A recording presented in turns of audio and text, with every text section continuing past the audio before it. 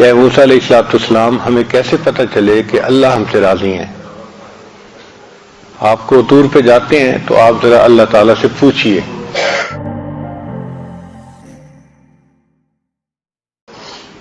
ہم اس قابل نہیں تھے، بن مانگے اس نے یہ نعمتیں عطا فرمائی، تو ہم اپنی تقدیر پہ راضی رہیں۔ جو اللہ نے لکھ دیا ہم اس پہ راضی ہیں۔ اس کی مثال یوں سمجھیں کہ ایک چھوٹا بچہ اس بات پہ راضی ہوتا ہے کہ اس کی ماں اس کے لیے جو کرے وہ ٹھیک ہے۔ تو جیسا چھوٹے بچے کو ماں پہ اعتماد ہوتا ہے اور وہ ماں کی ہر بات پہ خوش ہو جاتا ہے، اسی طرح بندے کا تعلق اللہ سے ہونا چاہیے کہ ہم اللہ تعالیٰ کی ہر بات پہ راضی ہو جائیں۔ جیسا اللہ نے چاہا ہمیں دنیا کے اندر رکھا، ہم اس حال میں راضی ہیں۔ ایک دفعہ بنی اسرائیل نے حضرت موسیٰ علیہ السلام سے سوال پوچھا کہ اے موسیٰ علیہ السلام ہمیں کیسے پتہ چلے کہ اللہ ہم سے راضی ہیں؟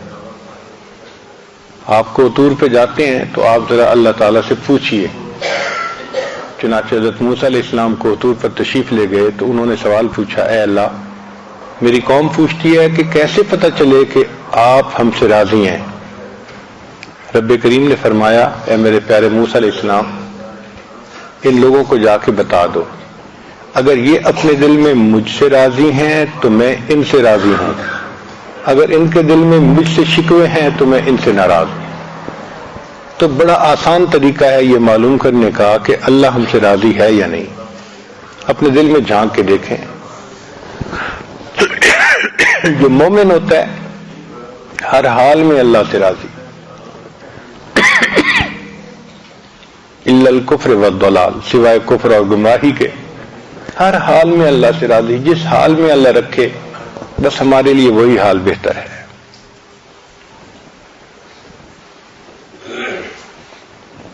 اللہ رب العزت نے ہمیں دنیا میں بھیجا تاکہ ہم اللہ رب العزت کو اپنا رب سمجھیں۔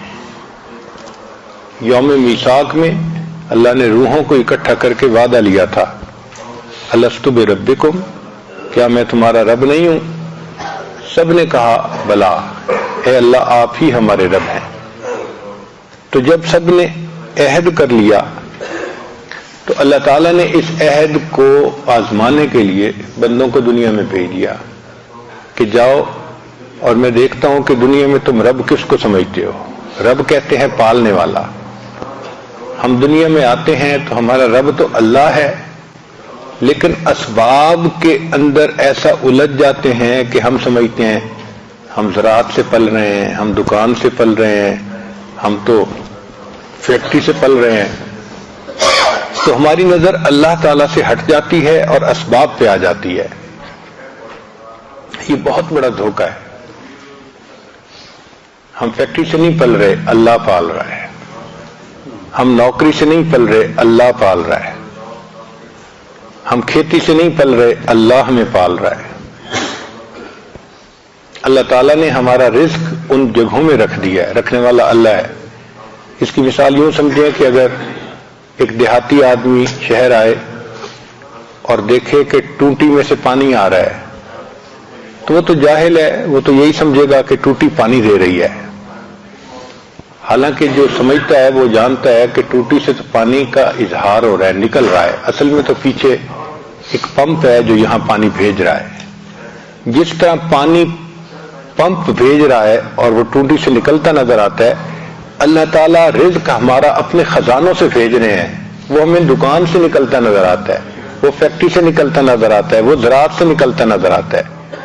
تو اس میں دھوکے میں پڑنے کی ضرورت نہیں ہے۔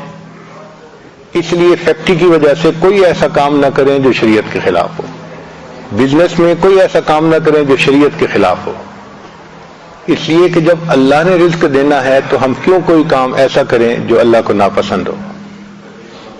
اور اللہ تعالیٰ نے ہمیں جس حال میں رکھا وہ سب سے بہتر حال۔ یہ بہت بڑا سبق ہے جو ہم نے یاد کرنا ہے کہ ہمارا رب کون ہے؟ اللہ ہے۔ اس لیے قرآن مجید کی ابتدا رب کے نام سے، الحمدللہ رب العالمین۔ اللہ اللہ اللہ اللہ اللہ اللہ